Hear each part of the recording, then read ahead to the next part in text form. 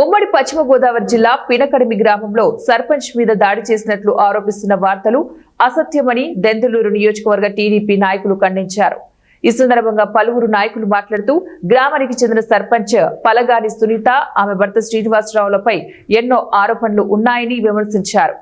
శాసనసభ్యులు చింతమనేని ప్రభాకర్ రావు గత 6 నెలల క్రితమే ఇరిగేషన్ పోరంబోకు భూముల గురించి అధికారులకు సూచించారన్నారు. గ్రామంలో జరుగుతున్న అక్రమాలు తొలగించి వాటిని పూర్తిగా చదును చేసి నిరుపేదలకు ఇళ్ల స్థలాలు మంజూరు చేయవలసిందిగా ఎమ్మెల్యే అధికారులను ఆదేశించారు. ఈ నేపథ్యంలోనే ఇరిగేషన్ అధికారులు గ్రామంలో అక్రమదారులను నోటీసులు ఇవ్వడం జరిగిందని తెలిపారు. అయితే చింతమనేని తన పొలానికి వెళ్తూ ఉండగా దారిలో ఉన్న సర్పంచ్ ఆక్రమణ భూమిలో తోటకు మందు పిచికారీ చేస్తూ ఉండగా ఆపేశామని ఎమ్మెల్యే చెప్పారు. అనంతరం ఎమ్మెల్యే తన పొలానికి వెళ్లి తిరిగి వస్తూ ఉండగా ఇంకా అక్కడే ఉన్న సర్పంచ్ ఆమె భర్తను చూసి భూమిని ఖాళీ చేయాలని ఎమ్మెల్యే వారికి తెలిపారు. నిరుపేదలకు పంపిణీ చేయాల్సింది ఉందన్నారు. దీనిని వక్రీకరిస్తూ కొంతమంది గౌడ సంఘం పేరుతో ఎమ్మెల్యేపై ఆరోపణ చేయడం విడ్డూరంగా ఉందన్నారు. సర్పంచ్ భర్త పలకండి శ్రీనివాస్ దొంగ ఆధార్ కార్డుతో పెన్షన్ పొందుతున్నాడని ఆరోపించారు. అదేవిధంగా సర్పంచ్ పై ఎన్నో అభియోగాలు ఉన్నాయని పేర్కొన్నారు. ఈ సమావేశంలో సొసైటీ ప్రెసిడెంట్లు పెదవేగి మండూరులకు చెందిన తాత సత్యనారాయణ, కొడకల్ల శివమణిలతో పాటు పలువురు టీడీపీ నాయకులు కూడా పాల్గొన్నారు. 2018 వరకు పలగాని శ్రీనివాసరావు అతను పార్టీలో ఉన్నారు.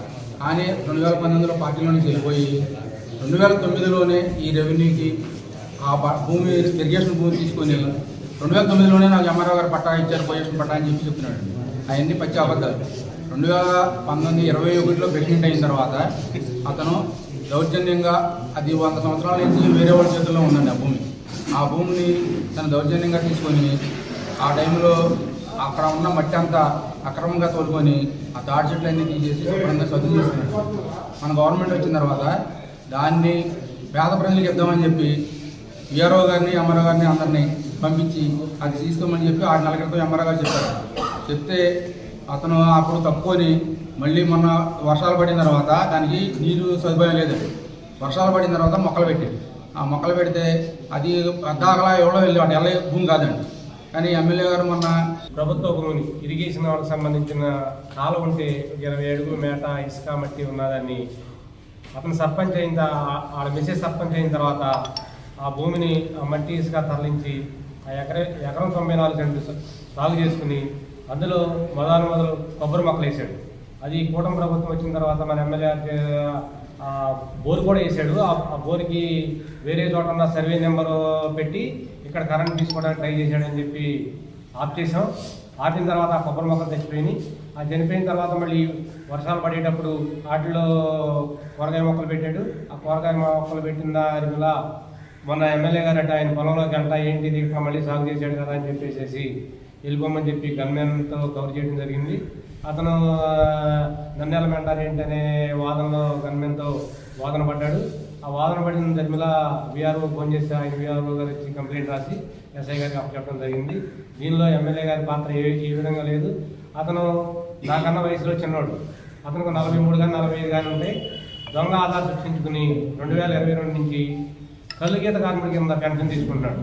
ఇంకా అతనికన్నా వచ్చిన తర్వాత మా ఎమ్మెల్యే గారు వచ్చిన తర్వాత మళ్ళీ రారుజుగా మళ్ళీ మా పార్టీలో జాయిన్ అవుతారా మా ఎమ్మెల్యే గారి దగ్గరకు వస్తే మా ఎమ్మెల్యే గారు ముందే గ్రహించి వీడు పార్టీ మీద ప్రేమతో కాదు కేవలం ఎకరం 95 సెంట్ల మీద ఉన్న ప్రేమతో వస్తున్నాడని దగ్గరికి కూడా రానివ్వకుండా బయటికి పంపించిన వ్యక్తి ఎవరు ఉన్నారంటే మా ఎమ్మెల్యే గారు. ఎందుకంటే ఆ యొక్క ఎకరం 95 సెంట్లు నిజంగా వెనకడి గ్రామంలో ఎవరైతే బీసీ సోదరులు ఉన్నారో, ఎవరైతే ఎస్సీ సోదరులు ఉన్నారో ఎవరికి స్థలం ఇవ్వాలన్నా నిజంగా గవర్నమెంట్ కొని కోట్ల రూపాయలతో గవర్నమెంట్తో కొని ఇవ్వాలంటే గవర్నమెంట్కి ఇబ్బందిగా ఉంటుందని ఎలాగో ప్రభుత్వ స్థలం ఎకరం 95 సెంట్లు ఉంది. ఆ యొక్క ఎకరం 95 సెంట్లను గారా ఏదైతే ఎడగొట్టి ప్రతి పేదవాడికి ఎవరైతే ఏదో స్థలం లేదో ప్రతి వాడికి ఇద్దామని మా యొక్క చింతమనేని గారు ఆ గ్రామం కోసం ఆయన కంకణం కట్టుకుంటే ఎవరైతే ఈ యొక్క మాజీ శాసనసభ్యులు ఉన్నారో, ఎవరైతే ఈ పటార అబ్బయ్య చౌదరి గారు